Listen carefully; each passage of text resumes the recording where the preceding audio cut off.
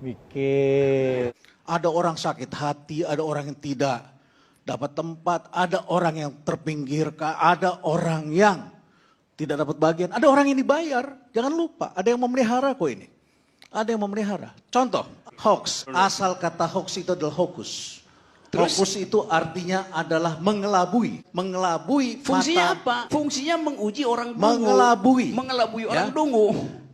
Yes. Saya telah ikut menyuarakan sesuatu yang belum diyakini kebenarannya. Karena itu yang terjadi. Jadi skandal Alan Loh, Sokal itu. Jadi hari skandal. ini bukan orang dungu yang dikelabui, orang-orang pandai. Bahwa saya akui bahwa saya gerusa-gerusu. Namanya kita baru belajar ya. Orang-orang yang ibadahnya Asal baik usul pun dari hoax dikelabui. itu. Referensi itu tidak cukup hanya membaca satu. Bukan tidak cukup Anda itu harus asal banyak usul pertama. membaca buku, Anda harus baca referensi. Dengan referensi tunggal itulah jadinya seperti ini. Itu Karena referensi paling Anda dasar memiliki satu untuk referensi belajar seperti tentang itu. hoax. Kalau Anda hanya persepsi dan tunggal, memang itu jadi bahaya memang. Kita tidak memahami itu, mungkin juga bahasa Inggrisnya kacau.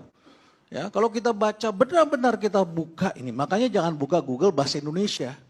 Harus juga pakai yang cari bahasa Inggris sehingga muncul hoaxnya itu yang jelas gitu. Kamus Bahasa Indonesia memang KBBI itu mengatakan hoax itu adalah berita bohong. Tapi kalau kita telusurin lagi kamus dalam sains, itu jelas sekali kok. Itu adalah kebohongan yang dibuat. Kebohongan yang dibuat dengan tujuan jahat. Tujuannya jahat ini. Kali ini saya pencipta hoax terbaik ternyata. Ya enggak? Itu strategi iblis itu, hoax itu strategi iblis, mau dipertahankan. Saya pemimpinnya, saya tanggung jawab. Saya akan ke neraka, saya akan ke neraka. Dan begitulah mereka yang ingin berkuasa selalu. Melemparkan hoax kan dengan tujuan. Dan apakah itu dibayar oleh dari dalam negeri?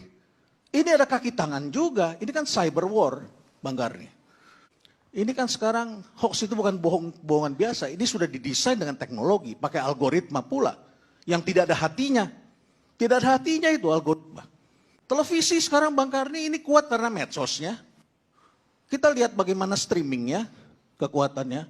Dewan Pers mengumumkan data tahun 2017. Ternyata media online ada 43.000. Media online. Tahu berapa yang profesional Bang Karni? Hanya 4%. Jadi hanya 168 dari media online itu yang didukung oleh orang-orang profesional. Apa poin saya? Ada teknologi, ada kejadian, ada omongan-omongan seperti ini, ada perilaku-perilaku baru. Ini kan ditonton orang dan menimbulkan perilaku-perilaku dan menimbulkan nanti dampak-dampak tertentu. Kemudian kita lihat lagi, dulu Dewan Pers itu, terus kemudian ada undang-undang pers kan. Pers mengatur, ada gatekeepernya, ada kode etiknya. Bang Karni ini ngomong juga ada kode etiknya. Tidak bisa sembarangan. Kita semua tahu ada caranya. Tapi kan sekarang dengan kebebasan, ketika kebebasan terjadi, bandulnya, ini kan kebebasan seperti apa yang kita inginkan. Tentu harus dengan tanggung jawab. Kita punya Pancasila. Bagaimana persatuan ini kita tegakkan? Moda sosial. Moda sosial itu perekat kita. Sehingga jadilah Indonesia ini. Tapi kalau kita kemudian jadinya bertengkar satu sama lain, nggak ada lagi Bang Karni. Yang terjadi adalah kita akan tinggal kembali di dalam gua-gua, bukan lagi menjadi suatu bangsa yang bersatu, tetapi adalah tribes. Suku-suku yang kecil-kecil karena perbuatan dari satu dua orang yang barangkali diuntungkan dan mendapatkan kesempatan. Dan barangkali juga karena dia tidak pandai, tidak cermat membaca referensi-referensi ke depan. Kita selalu mengacu pada masa lalu, kita berpikir yang masa lalu itu adalah selalu benar, dan kemudian kita tidak melihat apa yang harus kita hadapi di masa depan, kemudian kita terperangkap, dan akhirnya kemudian kita menyesali.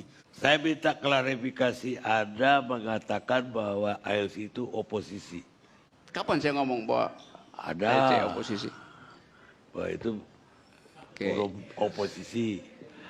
Oke, saya Ada terangkan sekarang. videonya. Oke, saya terangkan ya.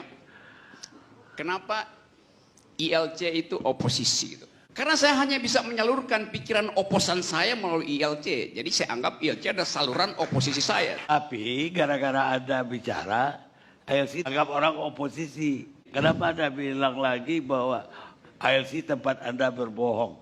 Saya nggak bilang berbohong, tempat saya ngibul. Tempat saya ngibul. Lain dengan berbohong. Sekarang juga saya lagi ngibul.